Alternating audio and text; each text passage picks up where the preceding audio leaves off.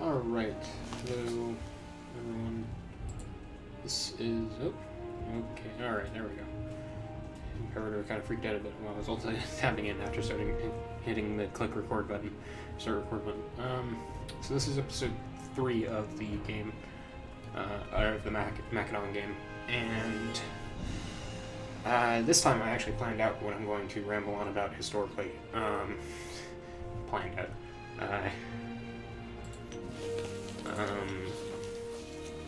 First, let's go over what exactly is going on in the world. Seleucids have moved into Arabia. I think I noticed that last episode, but good to notice. Hormuz looks to be in a... I actually don't know if that's where Hormuz is geographically. I think it's like more over here. I don't know. Because I really don't think continental drift happens that fast. I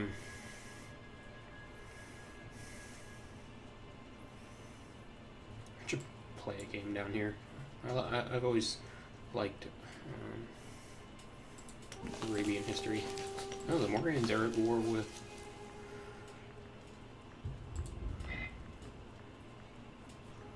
Stronger group is losing its air. They're at war with these guys.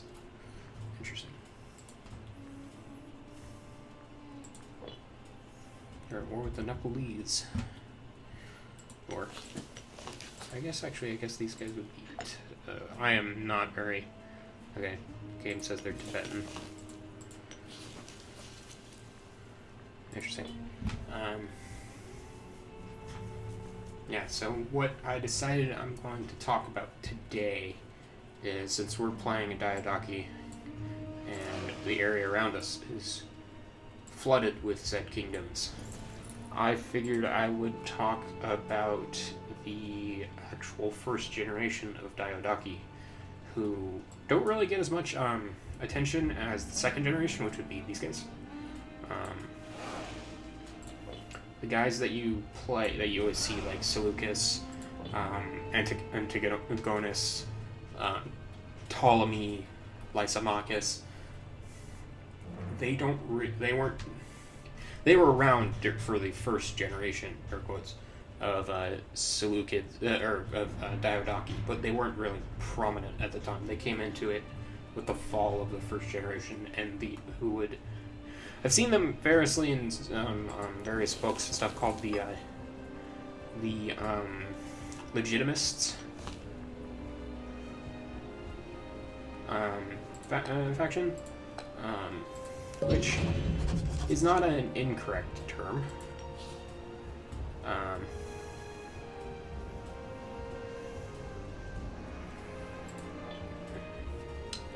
But so.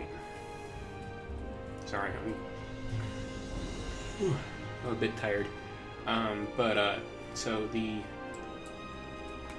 when Alexander died, there was the rather famous thing at Babylon, where everyone sorted out who was going to rule what, which is where Ptolemy ended up with Egypt, Antigonus ended up with Phrygia.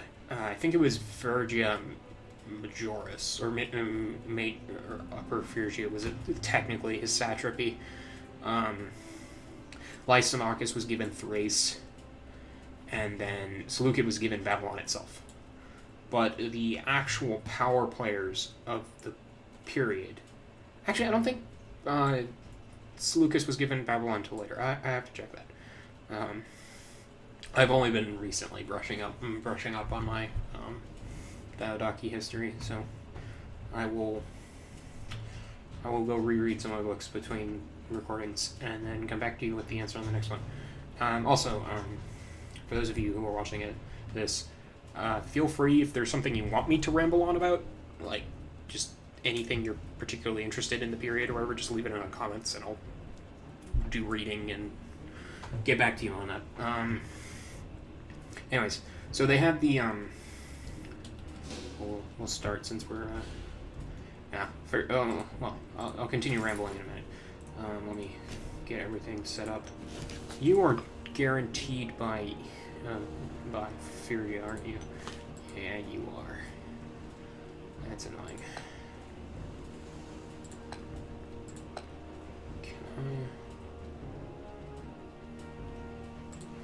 Okay, so them and them I can probably take.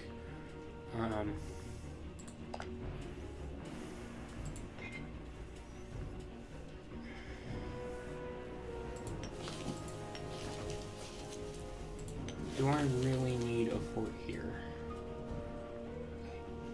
Don't think so. Do I need... I do not need a fort here either.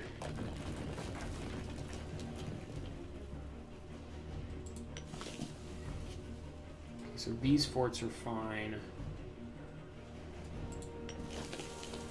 There's a fort there. That's farmland. Yeah, I don't need these forts either. Because forts and farmland are just never a good idea in a Paradox game. For reference. I'll leave that one for there just because it's on an island.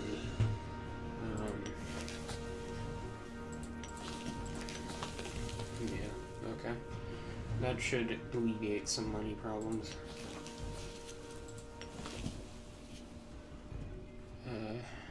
I'm just gonna leave the... I'm gonna leave the Theban fort just for posterity's sake. I like Thebes. Thebes is always been my one of my favorite of the Greek city-states.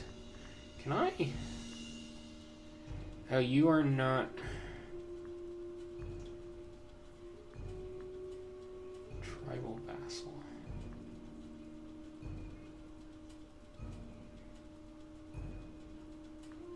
Can I not integrate you?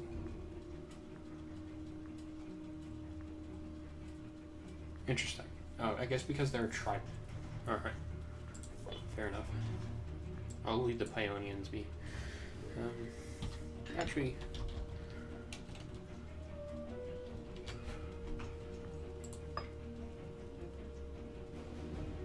I doubt that's actually where they're from. But anyways, as I was saying, so they, now that I fixed some of the...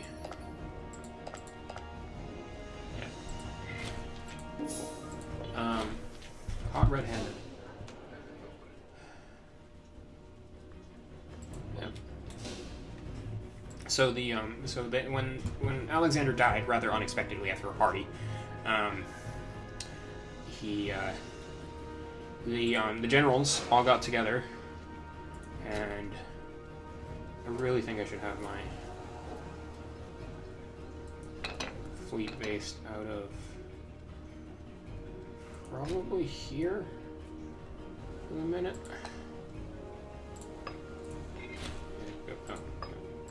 Yes, hunt the fleet. Hunt enemy fleets, please. Kill those pirates. Okay.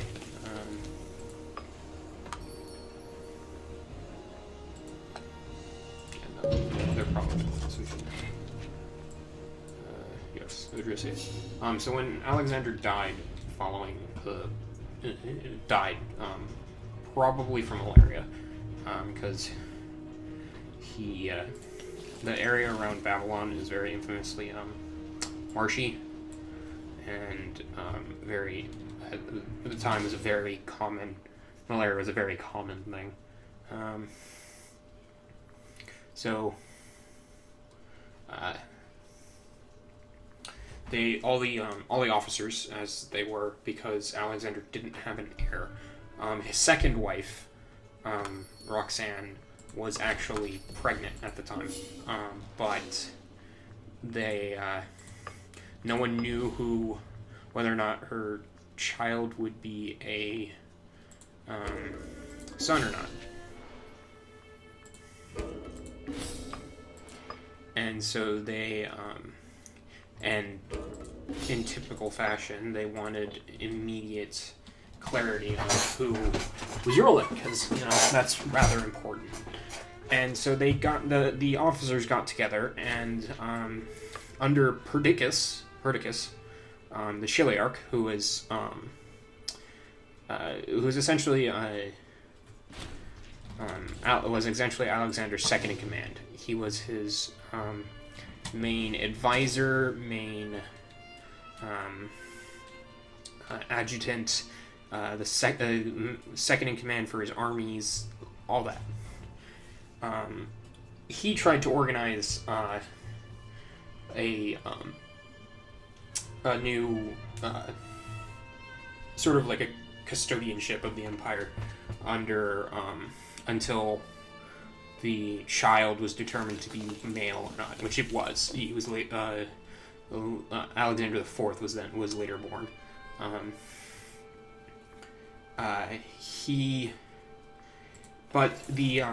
There was a problem. Specifically one dude, Meleager, or was it Meleager or Meleagros? I think it was Meleager was his name. He was an infantry officer with a history of being passed up and not exactly being thrilled with command. He spoke up and then got the common infantry to support him in this, in that they're loyal to Philippus IV. Is Philippus IV? Yes. Cool.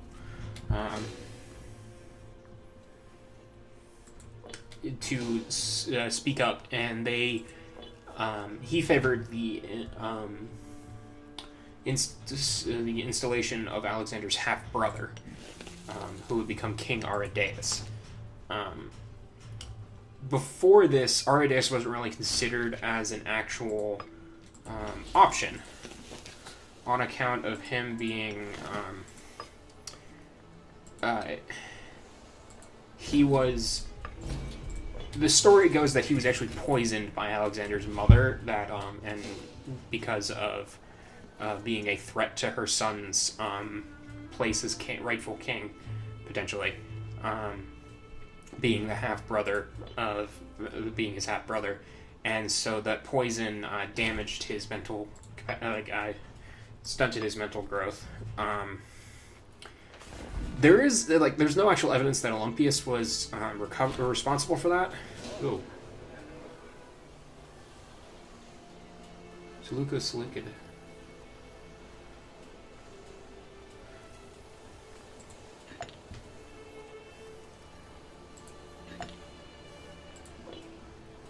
Interesting. And so he... there's no actual evidence that Olympius was responsible for this, but there is evidence that Scythians are in the far-flung wetlands where the Scythians fly, promising the Dahe a new...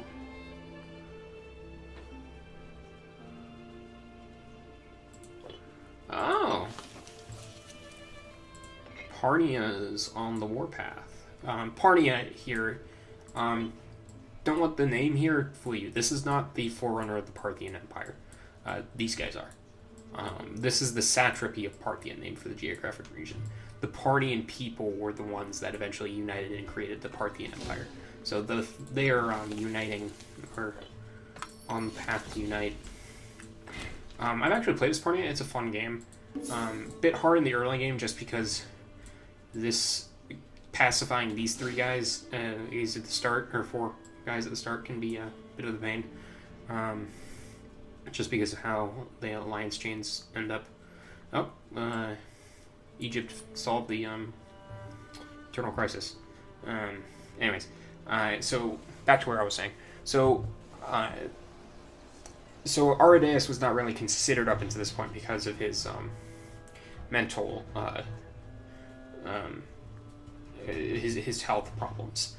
But with the in the face of the uncertainty brought in by Perdiccas' plan, a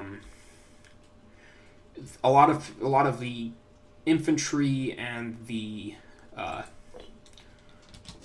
some of the other noble leaders were much more in favor of the immediate solution of a king, even if he was obviously just going to be a figurehead. And so they so there was basically a riot, which almost ended up killing Perdiccas, but Perdiccas was able to get out of it through the quick thinking of several of his subordinates and the not quite immediate like active support, but the rather passive aggressive posturing of the cavalry in response to the infantry. It also helped that the organizers of the opposition were not particularly planning things out. So when things didn't like immediately go, like essentially what happened was Perdiccas was able to rally with the support of the other nobility, the cavalry, and then actually using Aridaeus as what he eventually pretty much totally became, a figurehead. He was able to execute his the leaders of the riot, and then set up the Perdican period, which was very short. It was 5 years total, I believe, and it was very fraught. Most notably by the works of a certain satrap in this particular region, and then of course good old Antigonus. But the main figure that would also emerge from this period was the old man of Macedon, Antipater, who is the father of Cassander, who we started off playing. Antipater was the regent. He was Alexander's regent. He was Philip's regent, actually, as well. A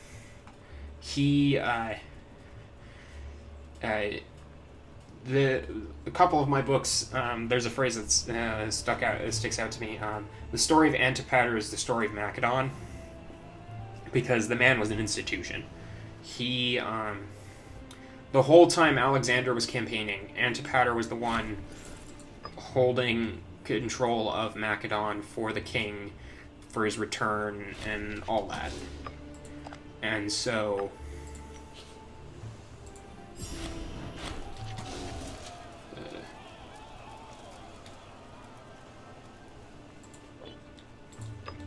there. Alright, now we have that secured, and we have even more forts. Alright.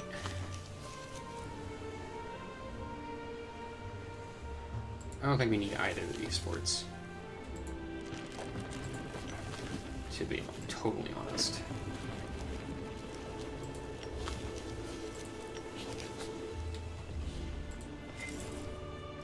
Anyways, so when Perdiccas took over, oh yeah, Phrygia's.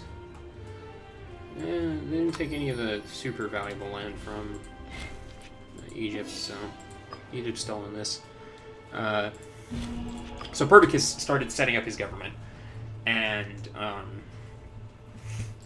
started at Babylon. All the people got assigned their various things, and so Perdiccas tried to sort of set up a stable regency up until eventually. The hope was essentially that Alexander IV, if he was born male, which he ended up being, obviously, would take over and rule as actual king. What ended up happening, though, is all the various satraps and leaders just sort of started doing the thing they normally did when there's a power vacuum, and started squabbling and bickering and making power plays against each other. The most infamous and daring of them would be Ptolemy's stealing of Alexander's corpse.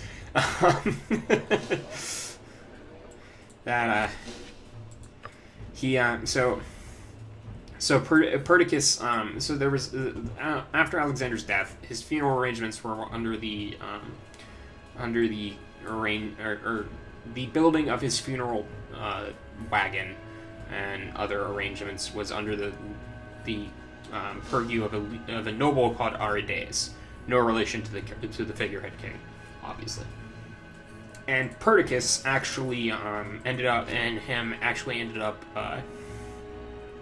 not exactly getting along. So eventually, Aridaeus reached out to Ptolemy, and as between the two of them, they engineered the theft of Alexander's body, which is why Alexander was buried in Alexandria, as opposed to the supposed plan, which was restoring him to bringing him back to here. Actually, I believe is the Aegea would be the province in the game where he was supposed to be buried. Basically, bring him back to Macedon to be buried. So Ptolemy did that. Ptolemy pulled that. But what another factor that happened was Perdiccas. So this enters the stage. My personal, like the Diadochi, I actually personally respect and like the most. Eumenes, the Cardian Eumenes, also known as Eumenes the Greek, Eumenes of Cardia, obviously, because that's where he's from. Eumenes was a personal friend of Alexander, and as his monikers probably indicate, he was a Greek. He was a Macedonian. He was, among other things, the man in charge of organizing the supplies and payments and such for Alexander's campaign. But he was also a very incredibly capable military general. When it comes to like military skill, out of all the Diadochis, Eumenes is arguably the greatest. Damn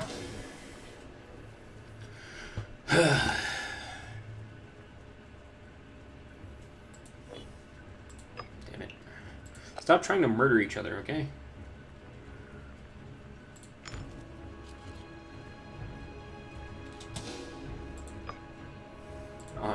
So Eumenes was sent to Cappadocia to help pacify it. And so in support of this, the nearby satraps, Antigonus, Neoptolemus, and others were ordered to support him in this endeavor. They didn't, which led to until eventually Perdiccas himself came over and helped subdue Cappadocia. And then he called to account, and most notably Antigonus, satrap of Phrygia. And so Antigonus, instead of like knowing what was probably going to happen, instead of actually like coming forward, he loudly declared that he was preparing his legal defense, and then fled to Macedon, where he sought refuge under Antipater, who was such. Antipater was such a force because he ruled. He ruled for both Philip, Alexander, and still was pretty much in charge under the Perdican period, just because Perdiccas could not get rid of him really without any sort of cause, and even with cause, Antipater was so heavily entrenched because Antipater had essentially been ruling Macedon for like 30 years on behalf of the Argead kings. That he just couldn't budge him. So Antigonus fled to Antipater, and also notably Antipater also had the support of Craterus, who was the greatest of Alexander's generals. Who was sent back to Macedon just before Alexander's death with a notable force to help stabilize the region with regards to the problematic Greek cities, who are always a bit of an issue, which is why we killed them off so fast in this game. But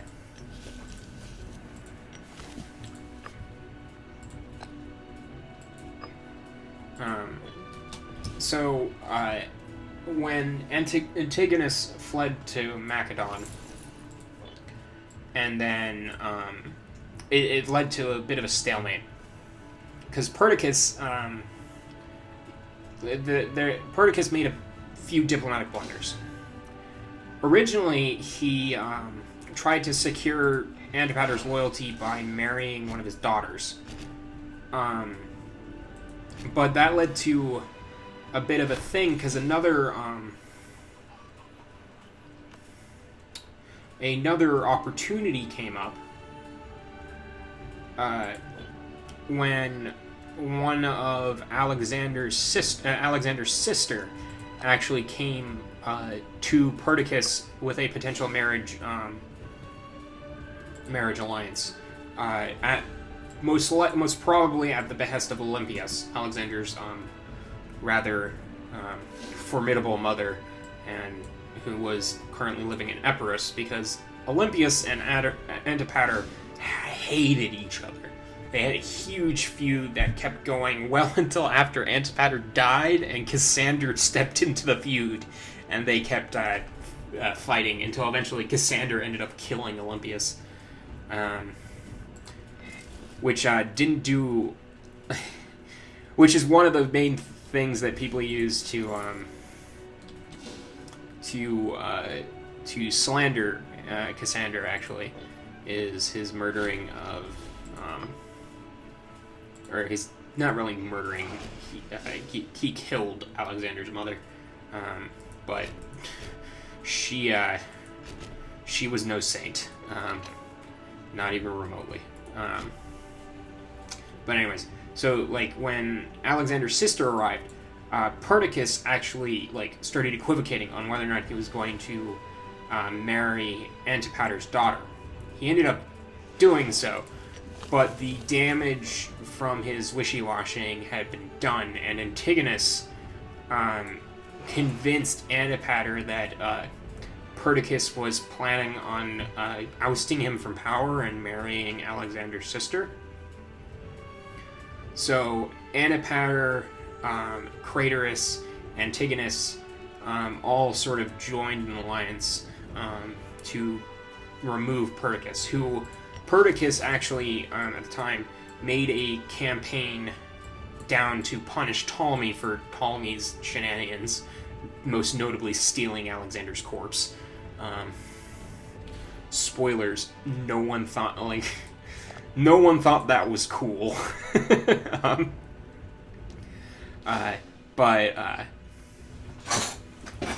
So when Perdiccas went to deal with Ptolemy, he sent Eumenes to guard Phrygia, which led to some rather a rather cataclysmic battle in this region, where Eumenes squared off against Craterus, and Eumenes, the battle is actually incredibly interesting. Oh.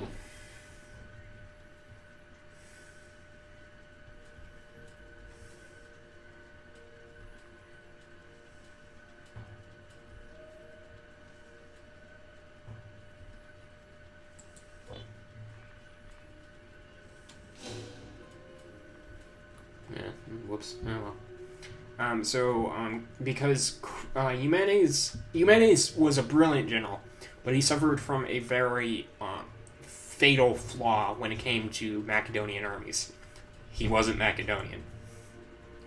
And a lot of the Macedonian soldiery, in their long conquests of being away from their home for decades, and their conquests and battles against so many other peoples, they became incredibly xenophobic. Even more, most notably the Silver Shields, the famed elite regiment of the Phalanx, who will come into this story a bit later, more prominently. So Eumenes battled Craterus, but the thing was he couldn't let he knew that the minute his army knew they were fighting Craterus, the battle was lost, because Craterus was just simply like the most popular and distinguished general of the Macedonia under Alexander, and Eumenes himself was just, a Greek in the eyes of these people.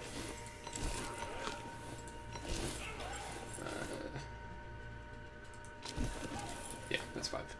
And so how the battle ended up going was Eumenes actually positioned his army behind a set of hills so that the main infantry, who were the ones who the loyalty was most suspect, could not see the enemy force. And so he was able to engage Craterus in a massive cavalry engagement that precluded the need of the infantry to be involved. And so during this massive cavalry engagement, Craterus actually killed,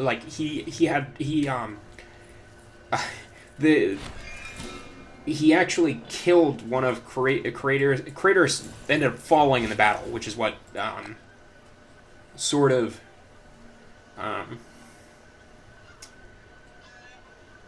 it was both good and bad for Eumenes as a whole. He won the war, or the battle for Perdiccas, but forever was stained as the man that killed Craterus, which vastly damaged his reputation among the Macedonians even further. But Eumenes himself actually also gained a lot of glory, because during the battle he actually killed in single combat one of Craterus's subordinate generals, Neoptolemus, who was one of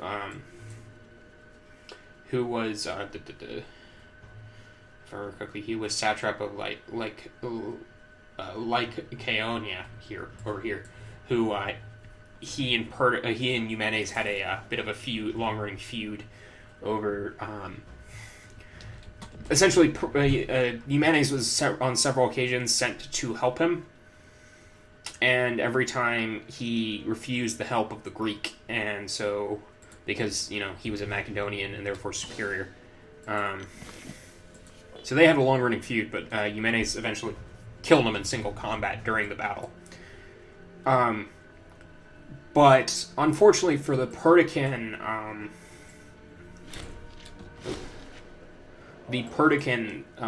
faction, Perdiccas himself did not fare so well when he went into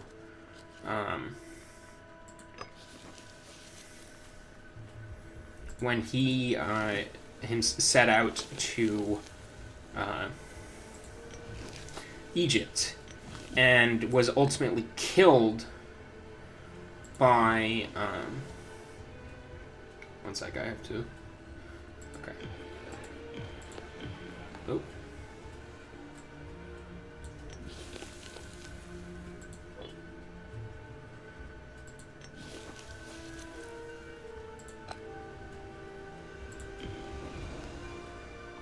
One sec.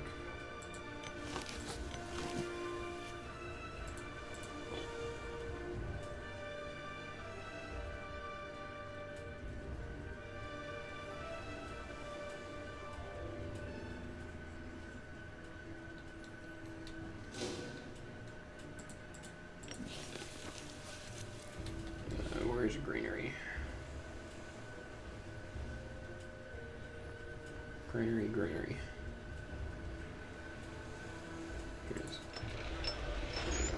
That should solve that issue. Sorry, I was trying to stop them from starving. Anyways, so Perdiccas, when he marched south, the campaign went horribly. Ptolemy was able to stymie him at the rivers. His men ultimately mutinied. until eventually Perdiccas was stabbed by his own men, even as Eumenes won his incredible victory over Craterus in the north.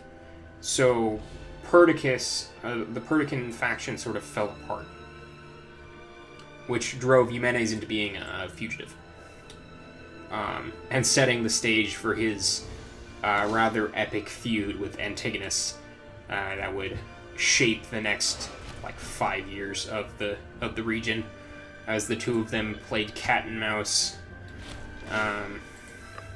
across all of Anatolia and Upper Syria, and some of the most brilliant maneuvering and campaigning of the period.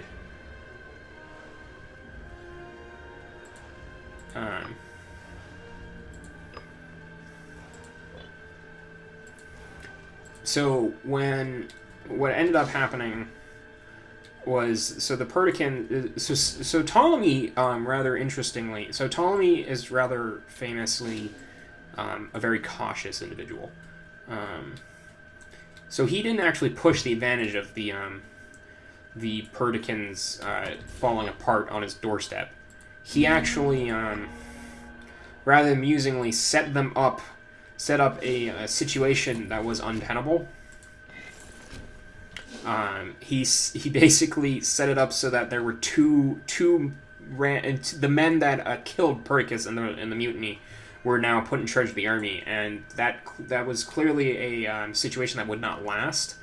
And so when they marched back up to Syria, the entire Perdican faction was on the verge of collapse, and enter Antipater, the old man of Macedon, finally, for the first time in his life, in his 80s, set foot into Anatolia, and was the one that ultimately was able to restore order.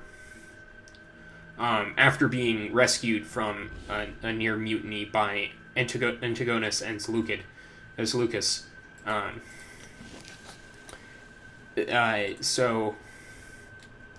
Which is where the second Diadochi era, which is the one most people are familiar with, was set up. Antigonus was restored to Phrygia. Ptolemy was re-recognized as satrap of Egypt, which was more just a recognition of no one's going to budge him. Seleucus was given Babylon. I can't remember if it was the second time he was given Babylon or the first.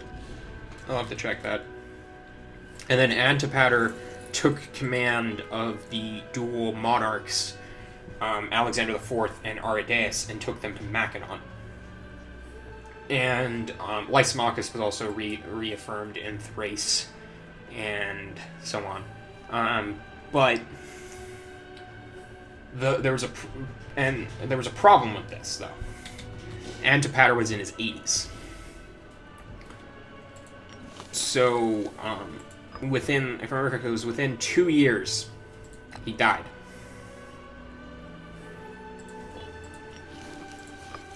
And on his death, everything fell apart.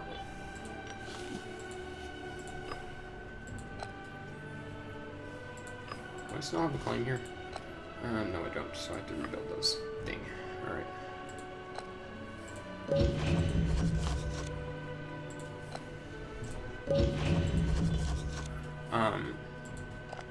Which is what set the stage for the second Diadochi Wars, because Antipater scorned Cassander when he was setting up, when he was basically laying out his will, and so Cassander was actually not given.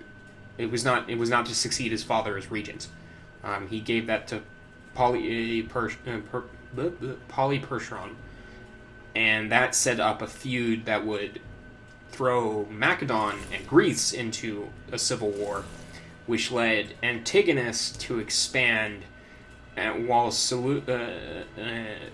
he basically expanded exponentially, which is what led to the Phrygia seen here. While Ptolemy continued to do Egypt things, where Ptolemy would use his navy to throw his weight around until he eventually, rather infamously, lost it at Salamis, which is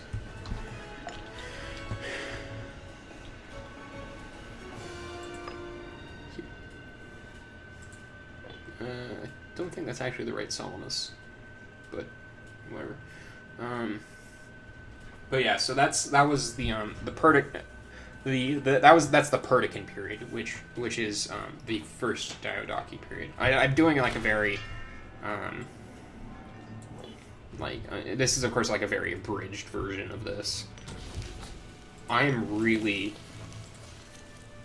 want this to succeed so much.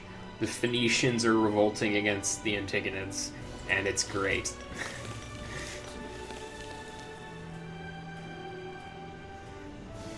Get wrecked, Demetrius. Yeah, so that's the Perdican period, which was sort of one of the last hopes for the actual Alexandrian period, really.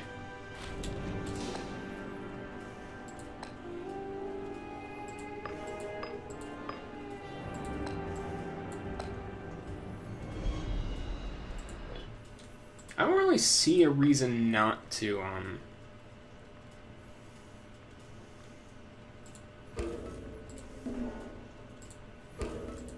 to ever not allow the Olympics so far in the game, but whatever. Yeah, so that's the Perdican period in a very, very abbreviated fashion. Oh, Cappadocia is getting eaten.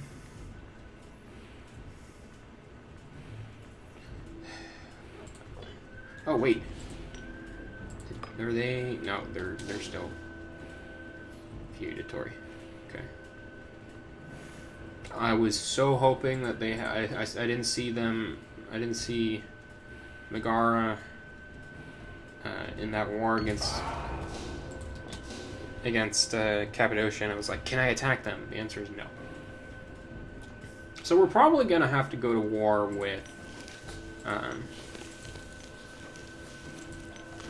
the Alchemachids of Thrace. Is that the... Yeah. Alchemachids. Alexandros. Yeah.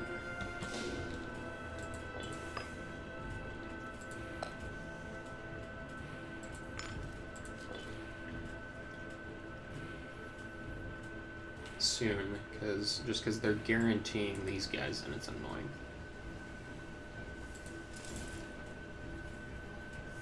But that will be a fairly... It won't be an incredibly difficult war, just because we can...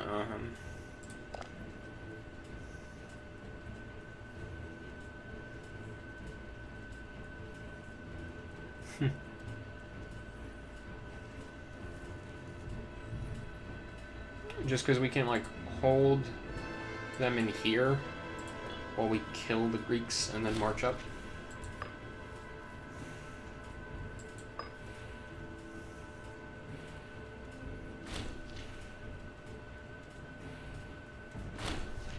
Turbulent priests.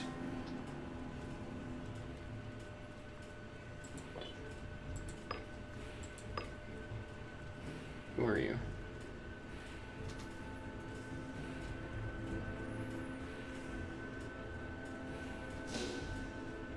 Okay. Oh, you're just... Oh, so I have one disloyal guy. Ooh, I'm so worried. Yeah, that's the, that's the Perdican period. If you want me to elaborate on anything, just, like, leave a comment. Obviously. I am, like, abbreviating because I don't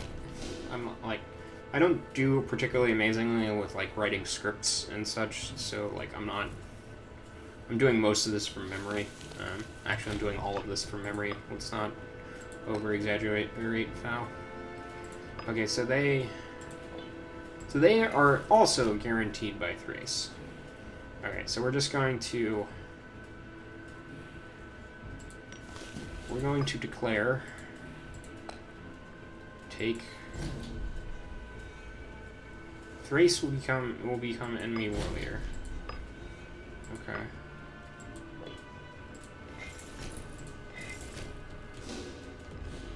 You.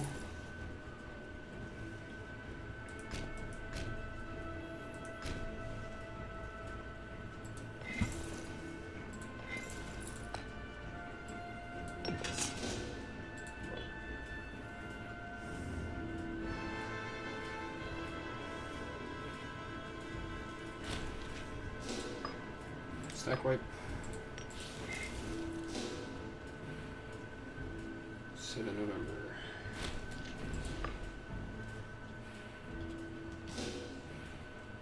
And Thrace.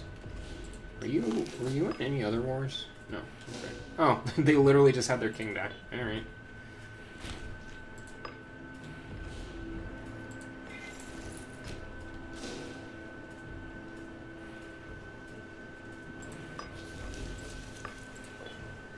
Let's start importing. No, that's not important. That is though.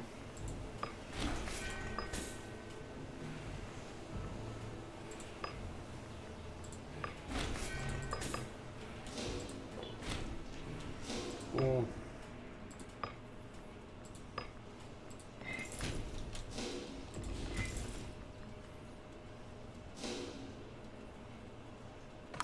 Not sure why I can't attach a siege, but okay.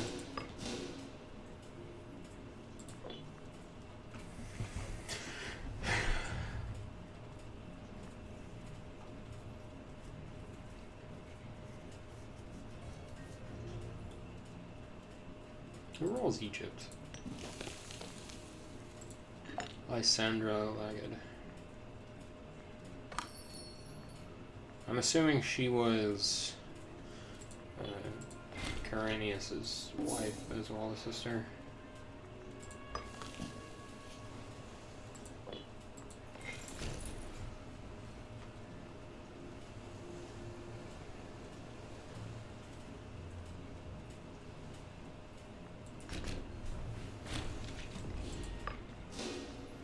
Because I actually started up a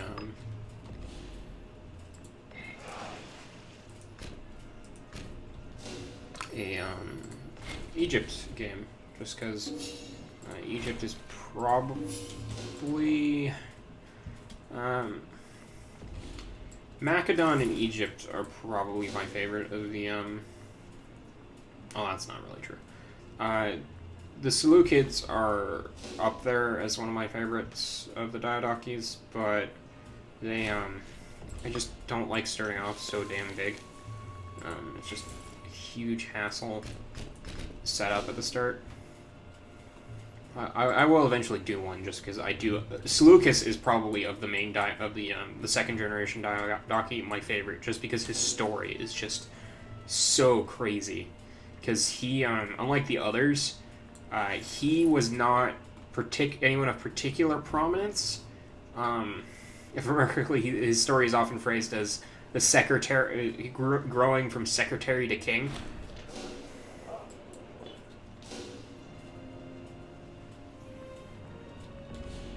So,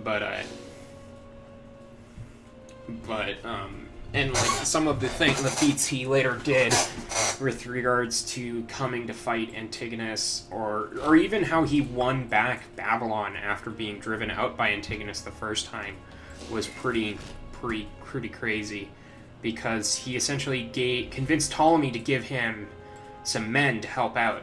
And so he got sent back to Babylon with like 3,000 men, and he managed to unite Babylon and then all of Iran, the Iranian plateau, through just wits and like using his loyalties and so on. The loyalties he had left from ruling there, despite being like 5 years absent.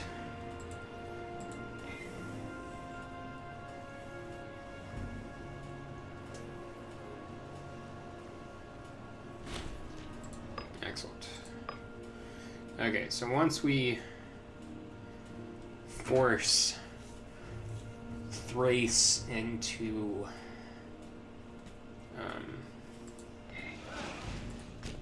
submission, we will have secured all of the Peloponnese this war.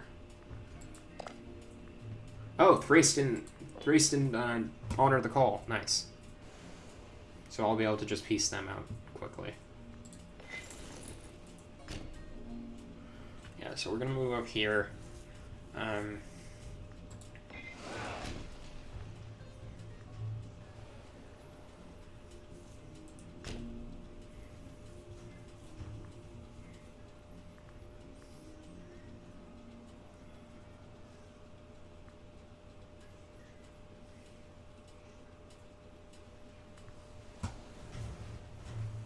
Yeah, they're just gonna keep reading that one province, I guess.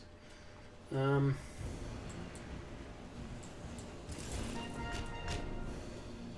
move in.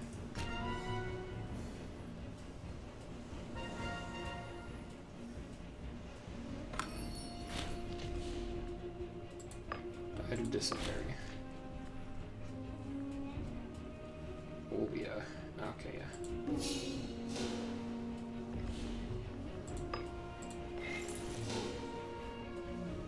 We're just gonna move together just to ensure superiority. Because assaulting this with, like, less men, even with the superior generals, is probably not the best proposition.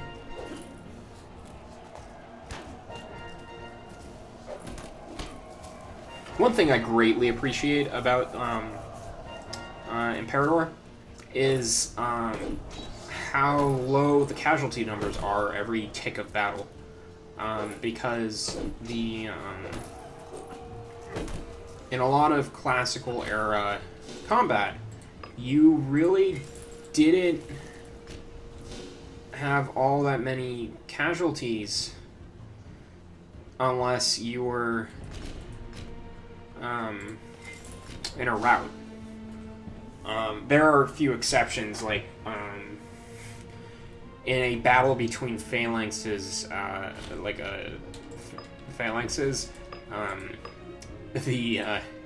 a truly skilled phalanx like the Silver Shields could utterly butcher their way through a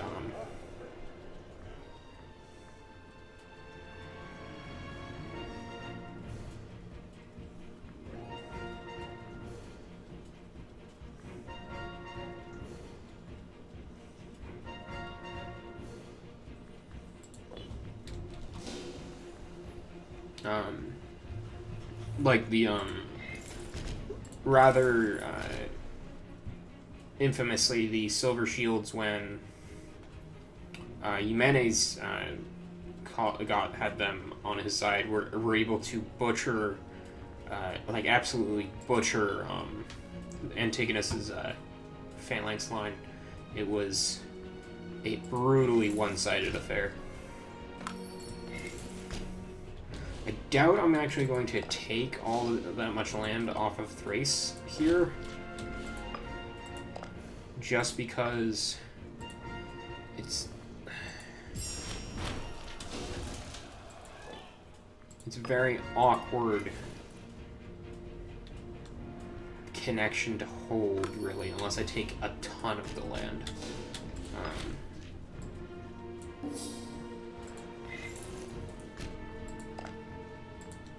Because my main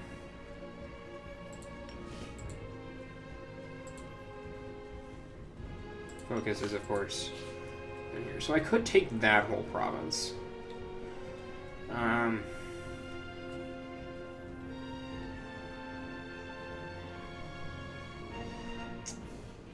Which is tempting.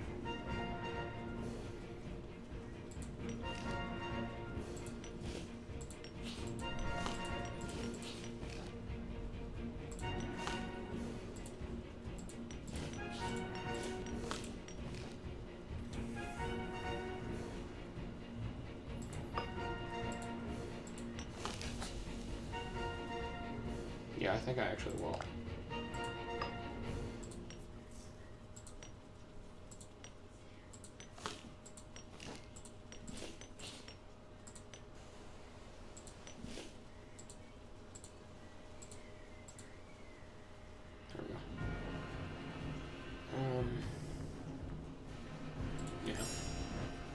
Increase my right to major power. Cool.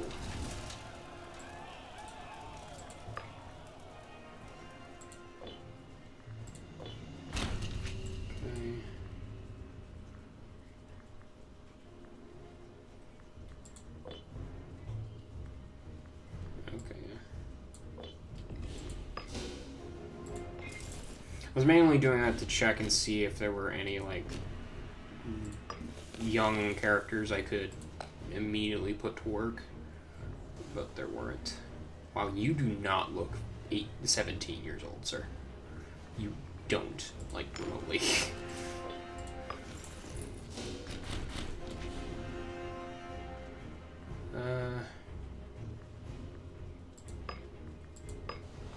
Oh, am I now allied with them? Yes. Interesting.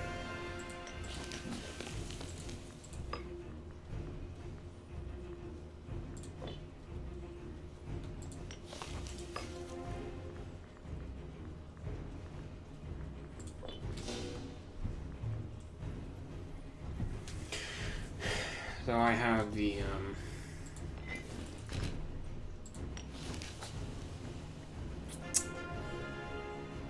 think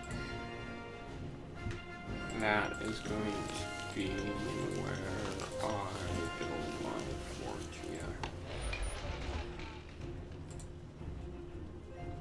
yeah, because that literally covers all of these, the new land, except for the island. Oh, that's ruled by Athens. Okay. Yeah, so now we have even more forts in the Peloponnese. Alright. Alright, here. Let's...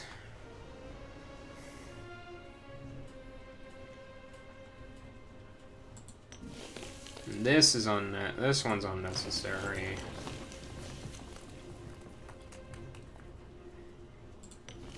This one is unnecessary.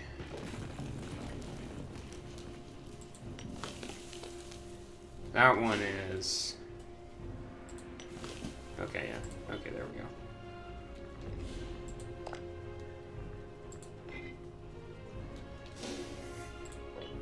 So many forts.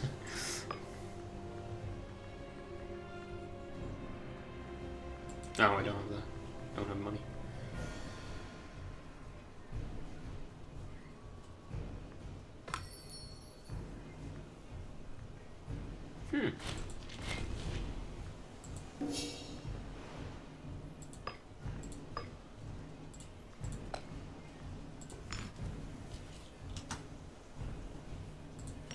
Okay. Let's see. Then we're gonna go Hades again. So not only is it the best option at the moment, he's also my favorite of the Olympians. Fun fact about me. Hades is by far my favorite Olympian. Well, other than Hestia. But Hestia, unfortunately, doesn't have that many myths about her. Of the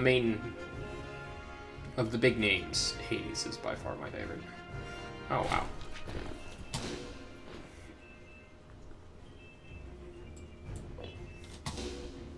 We are just... Yeah. We gained 3 ships there.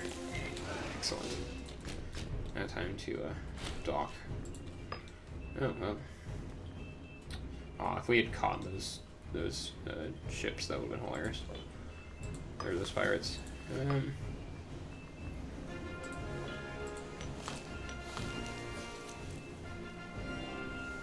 Freemen, slaves, and...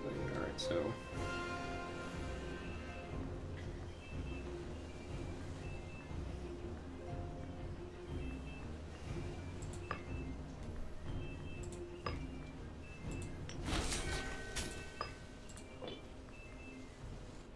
Okay, so now we have going. We have most of this. We have almost all of Greece unified. Few problem things still remain, but that will be rectified as soon as this behemoth becomes less terrifying. The Phoenicians have done it. Oh, that's great. I love this. the fact that they have done that just makes me happy inside. And we've also